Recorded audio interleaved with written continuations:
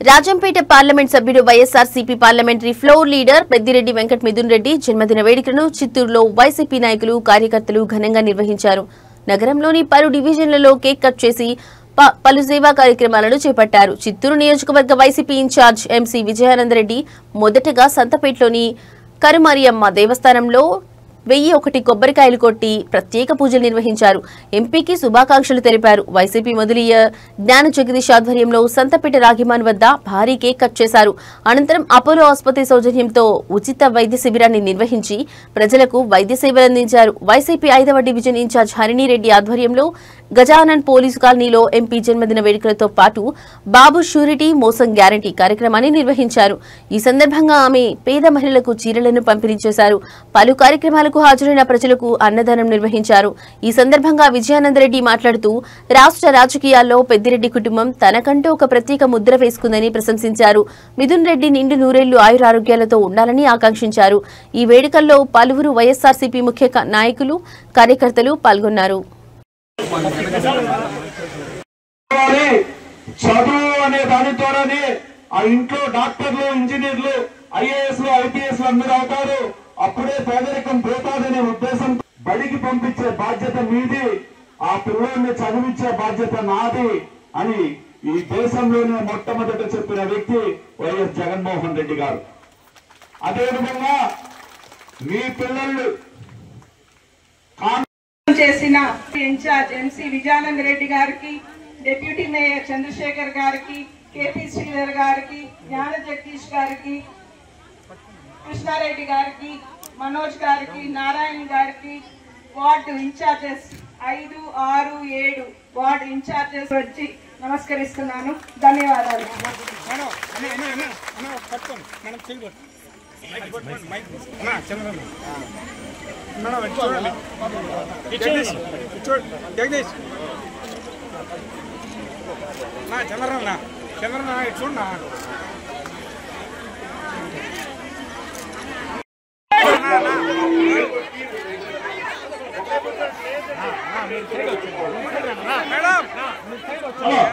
అందరూ అవసరపడతారు. ఎవరు రేటు అట్టే కూర్చోండి. నేను ఇచ్చాను కూర్చొని కూర్చోండి.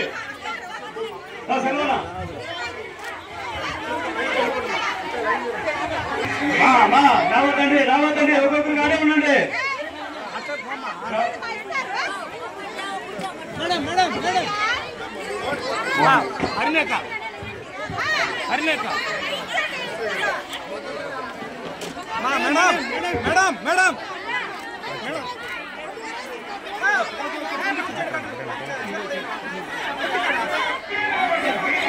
ఎవరు రావద్దని చెప్పలేదు. మీ దగ్గరికి చెప్పండి. అదే ఉండండి, రావద్దండి. అదే ఉండండి, మీ దగ్గరికే వస్తుంది, మీ చార్ దగ్గరికే వస్తుంది.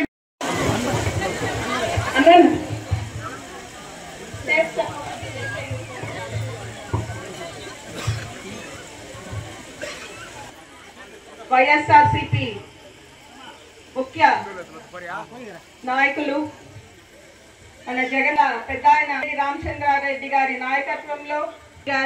నాయకత్వంలో వారి ఆధ్వర్యం 7 డివిజన్ల నాయకులు సమక్షంలో వైఎస్ఆర్సీపీ నాయకులకి అందరికీ స్వాగతం, సుస్వాగతం. మనకందరికీ తెలుసు, మన జననేత సంక్షేమం కోసమే ఆలోచిస్తారు. నేనున్నాను అంటూ ఆయన ఎన్నో కిలోమీటర్లు, వేల కిలోమీటర్లు పాదయాత్ర చేసి ప్రజల కష్టాలు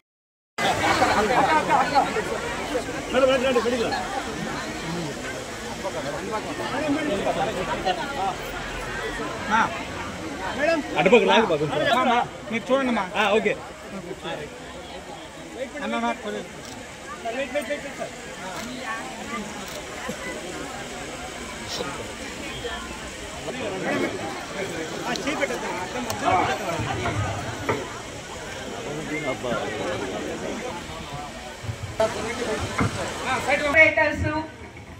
మరియు నాయకులందరూ స్టేజ్ పైకి రావాల్సిందిగా కోరుతున్నాము. అంతన్నా కాసపల్లి అందరూ స్టేజ్ మీదకి రావాల్సిందిగా కోరుతున్నాను. దయచేసి పేరు రోజున పిలవలేదు అనుకోవద్దండి. డివిజన్ నాయకులందరూ స్టేజ్ మీదకి రావాల్సిందిగా కోరుతున్నాను.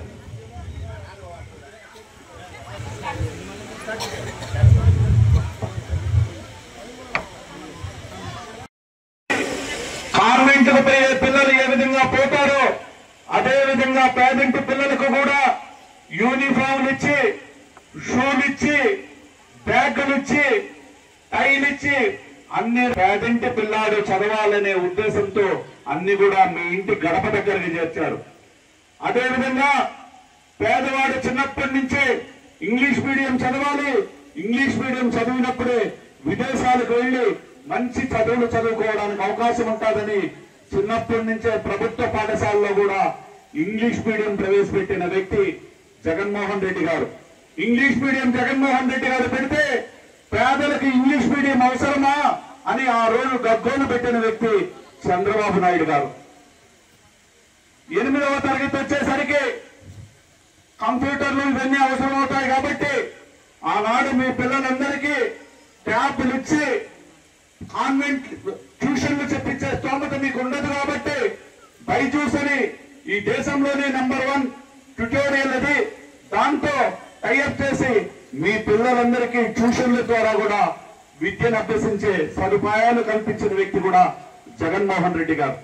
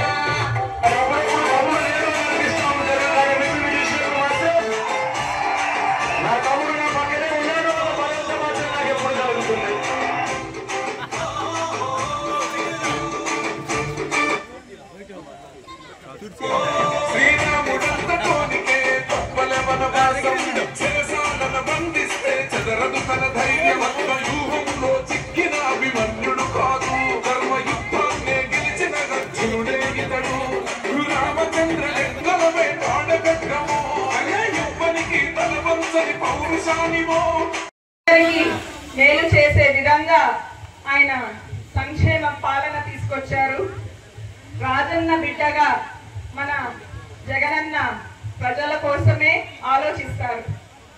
మీకు అందరికీ తెలుసు, ఇదే డివిజన్ లో గత ప్రభుత్వంలో ఎన్నో పథకాలు అందించాము. ప్రతి పథకంలోనూ చిన్న బిడ్డ నుంచి అవ్వాతాతలకు మేలు చేసే విధంగా అన్ని సంక్షేమ పథకాలు అందించాము. మీరందరూ కూడా మీ మొహంలో ఎప్పుడు చిరునవ్వు అనేది నాకు కనిపించేది. గడప గడపకి మీ ఇల్లు నేను తిరిగాను. మీ కష్టాలు అన్ని ఏవి అనేసి నాకు తెలుసు.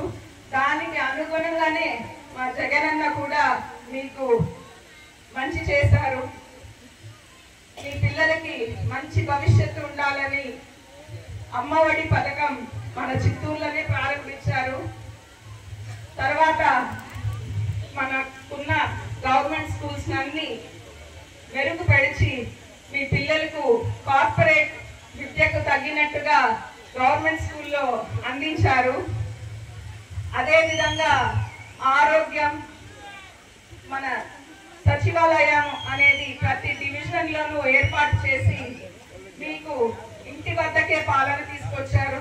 వాలంటీర్స్ ద్వారా మీకు ఏ పథకమైనా మీకు అందాలని కుల మతాలు భేదం లేకుండా పార్టీలకి అతీతంగా అందించారు కదా. మీరు ఒప్పుకుంటారా దాన్ని? సంతోషంగా అందరూ, ఎందుకంటే జగనన్న ఎప్పుడు మహిళల పక్షపాతి. మహిళలకంటూ ప్రత్యేకమైన పథకాలు పెట్టారు. దాంట్లో ముఖ్యంగా దిశా చట్టం తీసుకొచ్చారు. మీ రక్షణ కోసం ఆయన ఎంతో మేలు చేశారు. మీరు ఎక్కడికి వెళ్ళినా యాప్ ద్వారా మీకు రక్షణ అనేది కల్పించారు. మేమందరూ కూడా మీ ఇంటి గడప దగ్గరకు వచ్చి యాప్ను డౌన్లోడ్ చేసి మీ రక్షణ కోసం మేలు కోరాం. అలాగే రేషన్ మీ ఇంటి వద్దకే రేషన్ బండి వచ్చి రేషన్ ఇచ్చేది.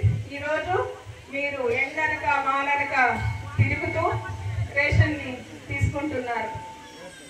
పార్టీ పెట్టి వైఎస్ఆర్ కాంగ్రెస్ పార్టీ అనే పార్టీ పెట్టి తన తండ్రి కోసం చనిపోయిన వ్యక్తుల్ని పరామర్శించడానికి వచ్చి అనేక మంది తన కుటుంబంలో సభ్యుడు చనిపోయాడనే విధంగా ఆనాడు బాధపడితే ప్రతి కుటుంబంలో ఎవరైతే చనిపోయారో వాళ్ళందరినీ పరామర్శించి 2014లో ఎలక్షన్ లో పాల్గొనడం జరిగింది. ఆనాడు పెద్దలందరూ చంద్రబాబు నాయుడు గారు తాకట్టు పెట్టిన బంగారాన్ని మీ ట్రంక్ పెట్టిలో పెట్టించే బాధ్యత నాది అని అబద్ధపు హామీ చెప్పారు. కాబట్టి రైతులు నమ్ముతున్నారు. ఆ మాటలు విరుగుడు కావాలంటే మనం కూడా రైతు రుణమాఫీ అనే మాట చెప్పాలి అని సూచనలు చేస్తే పేదల కడుపు కాల్చి పేదలకు తప్పుడు హామీలు ఇచ్చి అటువంటి కుర్చీ నాకు అవసరం లేదు, ఏదైతే నేను చెబుతానో చెప్పింది చేసిన నాడే నేను సీఎం కుర్చీ ఎక్కుతానని బేషరతుగా అందరికీ చెప్పారు. ఎందుకంటే మనకొచ్చే ఆదాయం రైతు రుణమాఫీ చేయను కాదు కాబట్టి అబద్ధపు హామీ ఇవ్వను అన్నారు. ఆనాడు 67 సీట్లతోనే 2014లో ప్రతిపక్షానికే పరిమితమయ్యారు జగన్మోహన్ రెడ్డి గారు. కానీ చంద్రబాబు నాయుడు గారు హామీ అయితే ఇచ్చారు కానీ తాకట్టు పెట్టిన బంగారం బ్యాంకులనే ఏలమైపోయింది, ఇక్కడేమో ట్రంక్ పెట్టి ఖాళీగానే ఉండింది ఇంట్లో.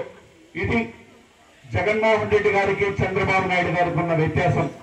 దాని తర్వాత 2019లో ఎలక్షన్ అంటే 2 సంవత్సరాల ముందు తన పాదయాత్ర ప్రారంభించి తన సుదీర్ఘ పాదయాత్రలో పేదల కష్టాల గురించి, కష్టాల గురించి, బడుగు బలహీన వర్గాల కష్టాల గురించి, మహిళల కష్టాల గురించి, చదువుకోవాల్సిన విద్యార్థుల కష్టాల గురించి,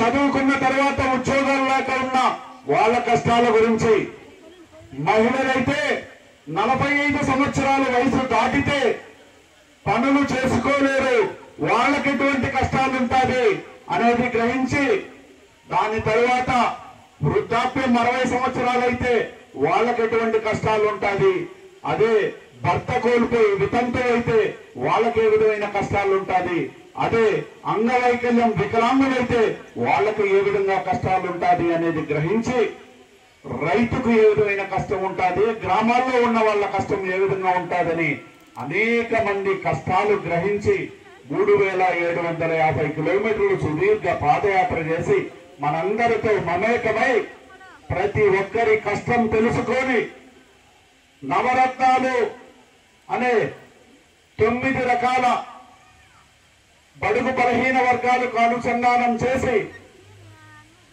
పథకాలు అమలు చేశారు.